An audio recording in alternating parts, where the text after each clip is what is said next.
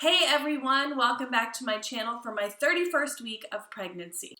This week the baby is the size of a coconut. She weighs over 3 pounds and she's 16 inches long. But when I was at my appointment last week, he said that she weighed 3 pounds 14 ounces. So I take the weights and the measurements with a grain of salt because apparently each baby is very different, and Bertha, as I so lovingly call her, is a little bigger than we expect.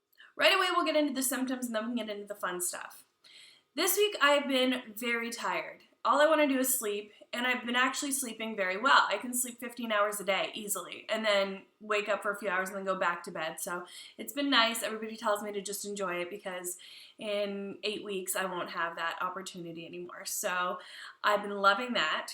Something kind of scary that happened to me the other day was I was sitting at breakfast with my girlfriend, and all of a sudden I got super dizzy and hot, and I just started like dripping sweat, and I thought I was going to faint, and it was out of nowhere. I have heard of it happening when people are standing for too long and their blood pressure drops, but I was just sitting, so I'm not really sure what happened there.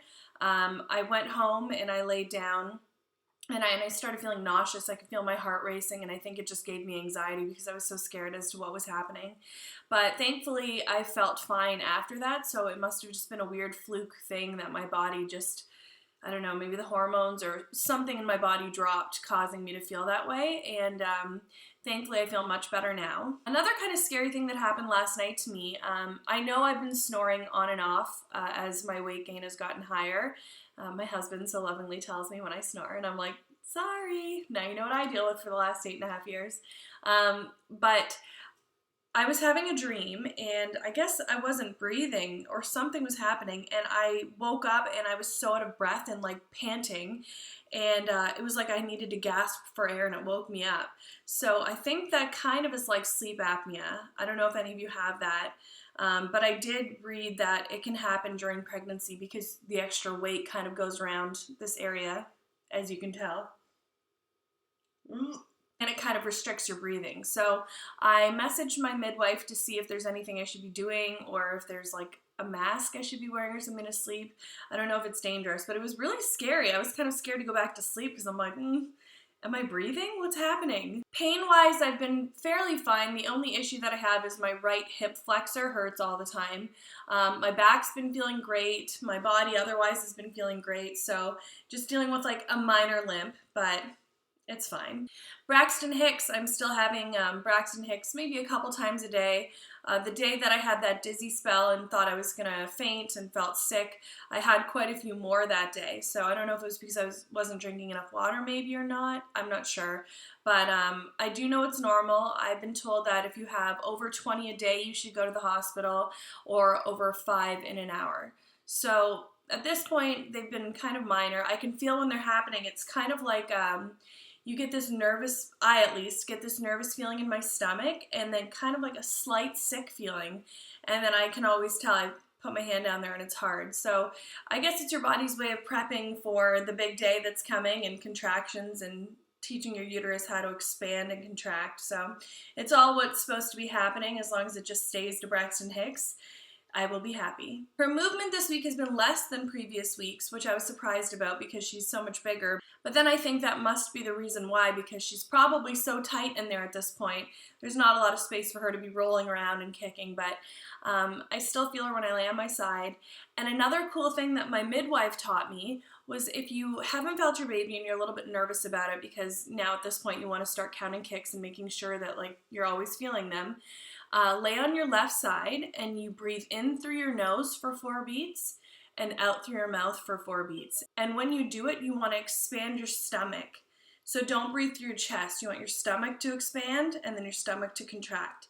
And this gets a lot of oxygen flowing, and it's worked every time for me. If I don't feel her, I lay on my side and slowly do my deep breathing, and all of a sudden she's like, hey, I'm here, I'm good. So it must just wake her up, a little bit of extra oxygen. That's all for the symptoms, but it was a very exciting week for me because my midwife, Connie, who's like the best person on earth, I love her, came to our house, and Jared and I got to like ask her all of the questions about the delivery, and she's so cool and calming, and I'm really excited about it. So she was basically coming to give me the epidural papers so I can have them all signed and filled out and in my hospital bag ready to go, so that when I get there, I can just hand them the papers and then be like, stick it in, I don't want to feel anything. But I also, we all know I'm a little bit crazy, so I had like 4 pages of questions ready to ask her. So our like 15-minute appointment turned into like an hour and 15 minutes, but she's so cool and awesome, and I really hope that she's on the day that I go into labor because I love her. She also gave me a good tip. She said to bring glucose pills, I guess sugar pills basically, because you aren't allowed to eat when you're in the hospital, just in case you end up having to go into a cesarean and they have to put you under, so you shouldn't have food in your stomach. And we all know that I love to eat and need to eat. So she said this is great to have these pills because when it comes time to push and you've been stuck in there for 24 hours and you haven't eaten and you're exhausted, you just pop one of those back and it gives you like a rush and then you get the energy to push. So that is my next thing that I have to put in my hospital bag. And plus, who doesn't want to eat a sugar pill? Like, it's just sugar. Yes? Sign me up. I'll take 10. Speaking of labor, I had the craziest dream last night. This was after my sleep apnea issue. I went back to sleep and then I had a dream I was in labor and I was like laying on my side because I had the epidural. I couldn't feel anything. It was amazing. I was watching all these contractions happen on this screen, and I was like, this is a breeze. I was napping, and I had been in labor for 24 hours apparently, and then they came in and they're like, okay, it's time to push. So then Jeremy and my mom came in, and Jeremy had a sign that said, go Ash, go, and I was like, I can do it. And it was just like the loveliest experience. My dog was there. Like, it was great. So, I mean, if it's anything like my dream was, I'm ready for it. But something tells me, first of all, I know my dog isn't allowed in. And secondly, I highly doubt Jeremy's going to be standing there with a sign that says go Ash, although you never know. And thirdly, I have a feeling it's going to hurt a little more than me just like laying on my side napping like a lovely afternoon. I think the reason that Oakley was in my dream is because every night I go for a walk with the stroller and I put Oakley inside, and I think all the neighbors around here are probably like, oh, she must have had her baby, that's so exciting. And I'm waiting for one of them to run up and be like, oh, let me see. And then they're just going to see like Oakie in there wrapped up in a blanket, like, save me, my mom's crazy. And then sometimes Jer won't walk with me when I have him in the stroller, but I'll see him looking out the window filming me like my wife is crazy. But he loves it. He has so much fun in there. And I think maybe I'll carry the baby in my Moby wrap and then Okie can go in the stroller so he feels like he's still a part of everything. That's my biggest fear, is him feeling like, oh, I've been replaced. So I need to do everything in my power to make him feel just as important. A few weeks ago, I told you guys I was switching everything over to paraben-free in my house. I'm still having trouble with this makeup. I know some of you were saying that if I just give it a little bit of time, it's just my face and body detoxing, but it's like not working on my face at all at this point in time. I'm still gonna hold strong, but I'm getting to the end of my rope with that makeup. Maybe I need to try a different brand. Deodorant-wise, I told you guys I loved that one deodorant I had, but I ran out of it, and I can't get it here in Germany. So my neighbor, she makes her own deodorant, and I was telling her about it, and so she made me a batch. It's amazing. It works so well. It's all natural. She puts like essential oils in it. I'm going to put the recipe for it up on ashleyleggat.net. Make sure you check it out if you want to make your own. And it's just like a paste. It works really well, and it's all natural, so you can feel good about what you're putting in your body. Guys, I shaved my legs yesterday. You may not be impressed by this, but I'm impressed by this because it's been a while. So I was in the shower and I was like, I should shave my legs. Let's go crazy here. So I was trying to bend over, but my stomach kept being in the way and it kind of hurt. So I'm like, oh, I'll just sit down on the ground. So I sat there and I was shaving my legs. I'm like, oh, this is easy. Like, this is how I'll do it from now on. Except I couldn't get up.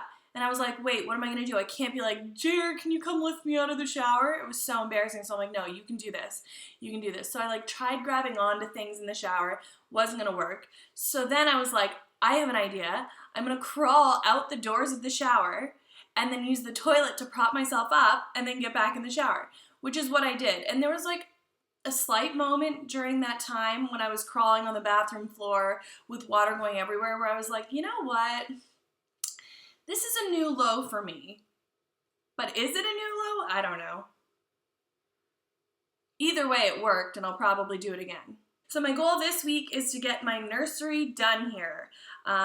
Right now it looks like a hot mess. It still has my suitcase and everything in it. Actually, I'll just show it to you. Okay, so don't judge me on this. I haven't done anything yet except wash all of the baby's clothes, but this is what we're starting with. Those are all of her clothes up on the chair.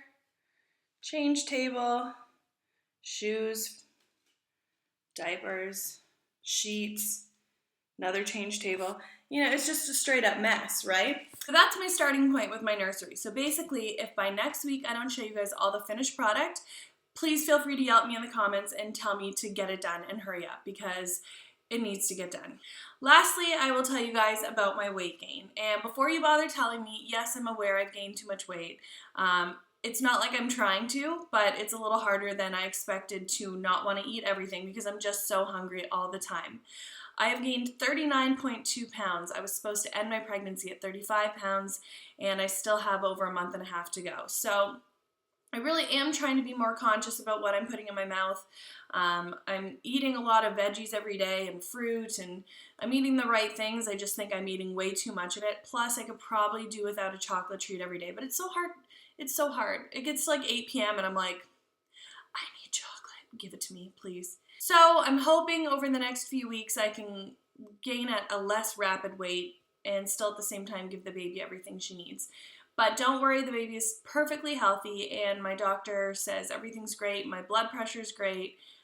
So maybe I'm just going to be one of those people that gain a little bit more. My mom, I think, gained quite a bit with me, so maybe it's genetic. I'll blame it on Patty. Last but not least, let's check out my 31-week belly. Okay, so here is the front view of my belly. The side view. And other side. So thank you guys all so much for watching. I'll see you next week at 32 weeks pregnant. I feel like we're getting so close, and I feel like as the videos go on over the next few weeks, they're going to get progressively less excited, more nervous, and less energetic. But we'll see. I don't know. Who knows? So thank you guys for all the amazing comments, and I will see you next week. Oki says bye. I do this every time. Oki, say bye. Say bye. Say bye. He's so cute. I'm going to go put him in a stroller and take him for a walk. Is that what he wants? Yeah, he does. I need a life. Bye.